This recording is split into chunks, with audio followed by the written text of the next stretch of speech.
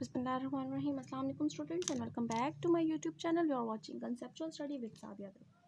जी students, जैसे कि आपको हमारा आज का टॉपिक नज़र आ रहा है वो क्या है, टू किंगडम क्लासिफिकेशन सिस्टम।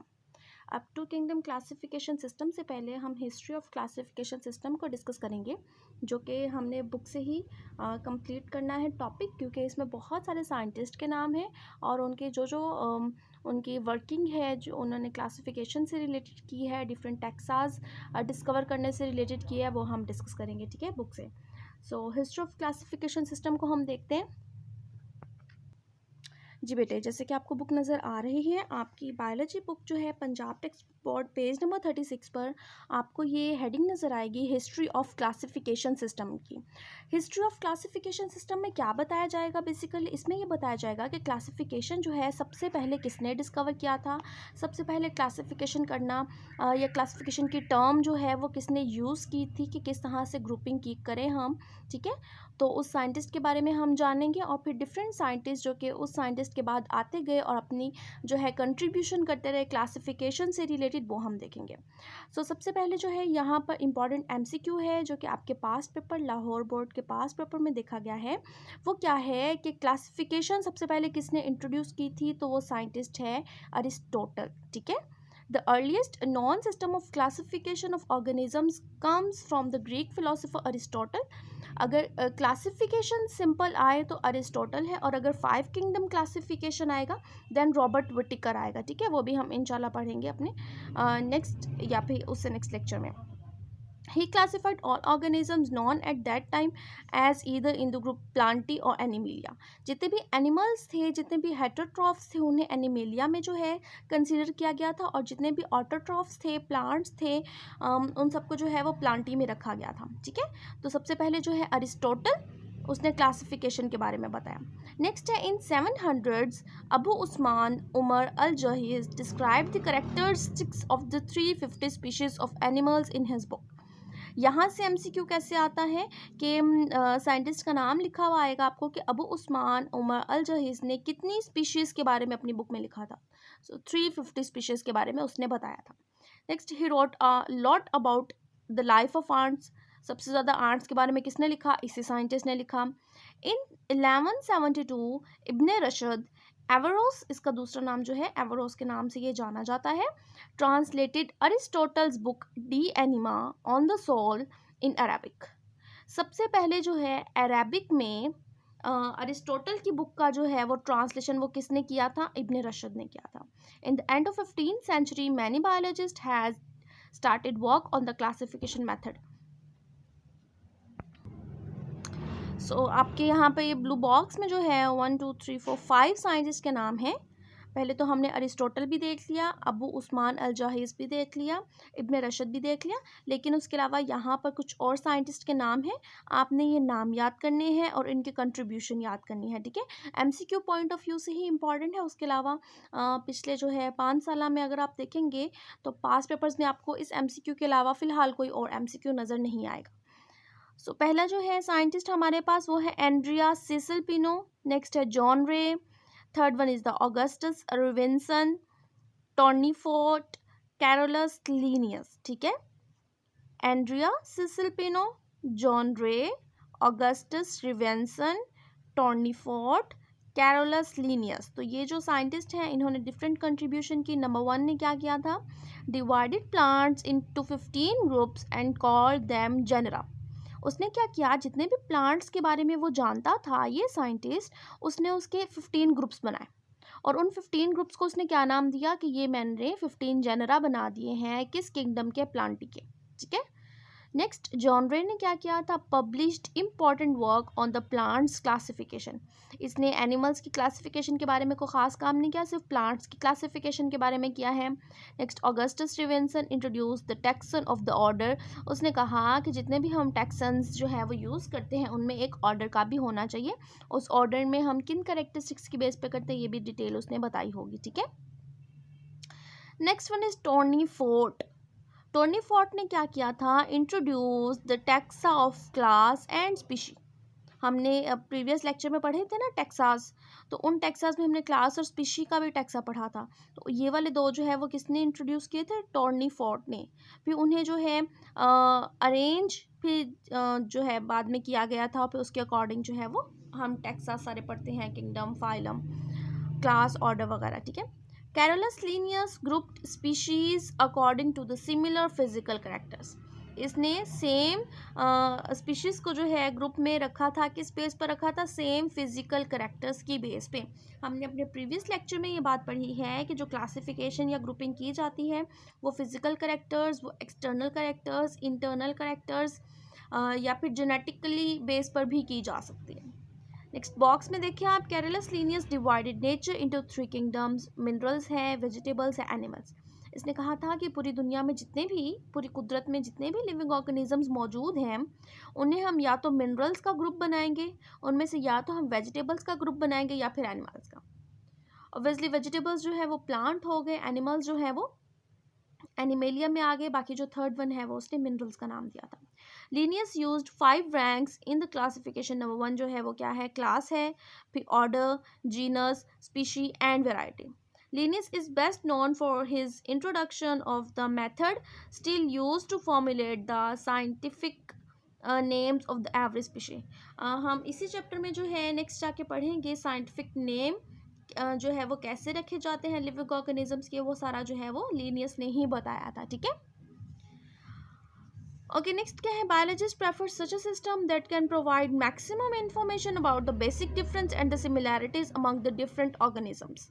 हमारा जो क्लासिफिकेशन सिस्टम है ये इसी बेस पर हमने बनाया है कि हम उसमें इंफॉर्मेशन क्या रखते हैं कि ये वाले जो ऑर्गेनिजम्स हैं वो ये सिमिलैरिटी रखते हैं, ये डिफरेंस रखते हैं। तो उन्हीं बेस पर जो है हमने क्लासीफाई किया हुआ है अपने सारे ऑर्गेनिजम्स को। According to earlier classification system, organisms were classified into 2 kingdoms, but now taxonomists agreed on the 5 kingdom classification system.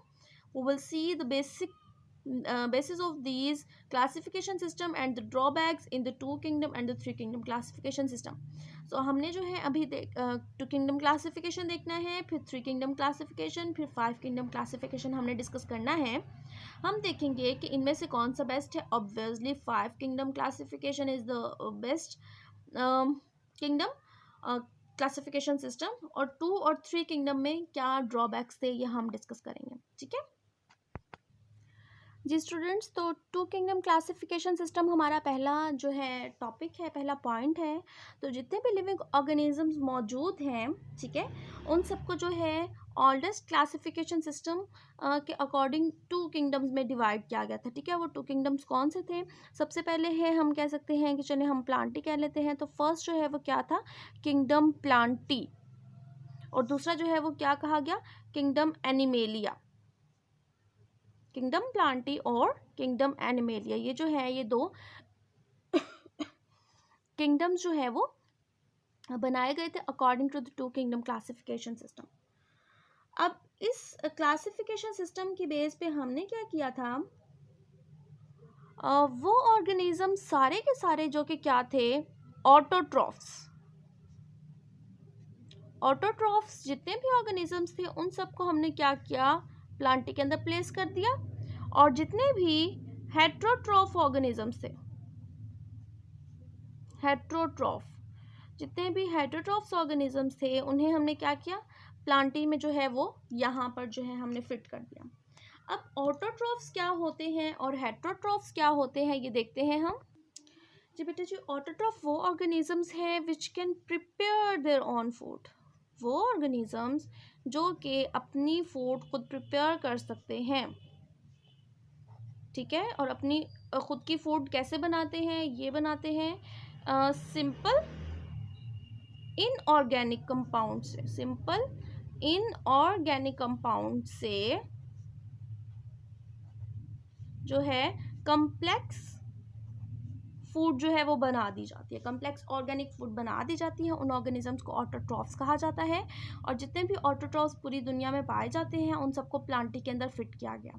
यहाँ पे मैं आपको बता दूँ कौन कौन से जो है वो प्लांटी में कंसिडर किए जाएंगे या होती है रिसेंट 5 किंगडम क्लासिफिकेशन के सिस्टम के अकॉर्डिंग भी।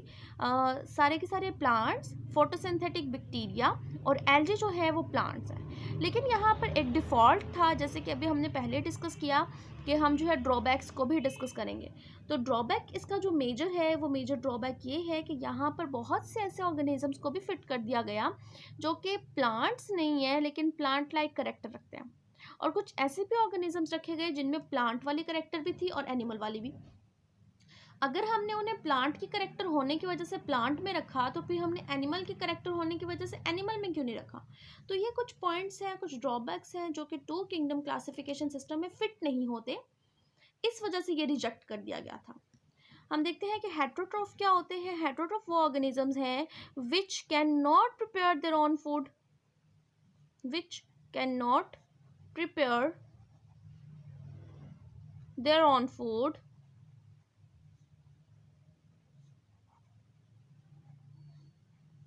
ठीक है। और फिर क्या करते हैं, अपनी फूड खुद नहीं बना सकते तो क्या करते हैं, डिपेंड करते हैं, डिपेंड्स अपॉन या डिपेंड ऑन, ठीक है, प्लांटी पर या फिर ऑटोट्रॉफ्स पर डिपेंड करते हैं। इस वजह से जो है इन्हें क्या कहा जाता है, हेट्रोट्रॉफ कहा जाता है। और जितने भी हेट्रोट्रॉफ हैं जो अपनी फूड खुद नहीं प्रिपेयर कर सकते उन सबको क्या किया गया, एनिमेलिया में रख दिया गया। लेकिन कुछ साइंटिस्ट ने, कुछ टेक्सोनोमिस्ट ने ये देखा कि ये चीज़ अनवर्केबल है। क्यों? क्योंकि बहुत सारे दूसरे ऑर्गेनिजम्स, जैसे कि बहुत सारे यूनिसेलुलर ऑर्गेनिजम्स जैसे कि युग्लिना है, ठीक है। ड्रॉबैक्स हम देख लेते हैं जी। तो प्लांटी और एनिमेलिया दो जो किंगडम हमने स्टडी किए टू किंगडम क्लासिफिकेशन में, इनके ड्रॉबैक्स क्या हैं?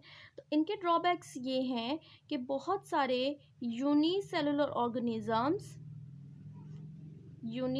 ऑर्गेनिजम्स जिनमें दोनों की करेक्टरिस्टिक्स हैं। किस किस की करेक्टरिस्टिक्स हैं? प्लांट की भी एनिमल्स की भी, उन्हें प्लांटी में फिट कर दिया गया। एग्जाम्पल यहाँ पे आपको देते हैं यूनिसेलुलर की, युग्लिना, ठीक है। युग्लिना जो है एक यूनिसेलुलर ऑर्गेनिजम्स है जिसके पास फ्लैजेला होता है मूवमेंट के लिए। आपके फर्स्ट चैप्टर में जहाँ पर आपने यूनिसेलुलर ऑर्गेनिजम्स डिस्कस किया था वहाँ पे इसकी पिक्चर बनी हुई है, ठीक है। तो यूनिसेलुलर ऑर्गेनिज्म है, युग्लिना है, which have characters of the both type of the organisms, that is plantae and animalia। यानी कि प्लांटी कौन सी, इसके अंदर हम देखें तो इनमें प्लांट्स की कौन सी करेक्टरिस्टिक्स हैं और एनिमल्स की भी। प्लांट्स जो हैं इनके पास होता है क्लोरोफिल, ठीक है। आपको पता है ना, प्लांट्स के बाद क्लोरोफिल होता है, इसकी वजह से वो फोटोसिंथेसिस कर सकते हैं। तो इसके पास क्लोरोफिल है, इट मीन्स कि ये प्लांट लाइक हुआ। दूसरी जो है वो इसकी करेक्टरिस्टिक्स हम देखें तो ये एनिमल लाइक भी है। एनिमल लाइक कैसे है कि अगर इसे डार्क में हम लोग रखें, यानी कि रोशनी में ना रखें, क्योंकि क्लोरोफिल रोशनी की मौजूदगी में फोटोसिंथेसिस करता है ना, अगर हम इसे अंधेरे में रखें इसका क्लोरोफिल गायब हो जाएगा और ये हेट्रोट्रॉफिक मोड ऑफ न्यूट्रिशन में चेंज हो जाएगा, हेट्रोट्रॉफिक मोड ऑफ न्यूट्रिशन में चेंज हो जाएगा, ठीक है।